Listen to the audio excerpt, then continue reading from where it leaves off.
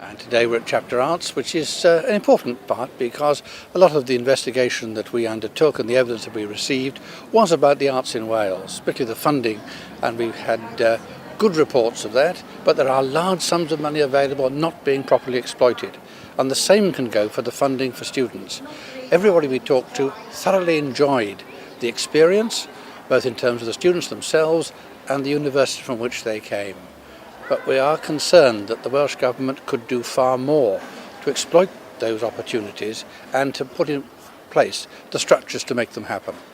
The Erasmus programme particularly strong, and again we've discovered, I suppose it's like so many things in Wales, we have some wonderful things happening but we don't exploit them correctly. Erasmus is one of those, and again we interviewed students and they were very forthcoming how much they enjoyed it, how overwhelming they found their experience in Europe.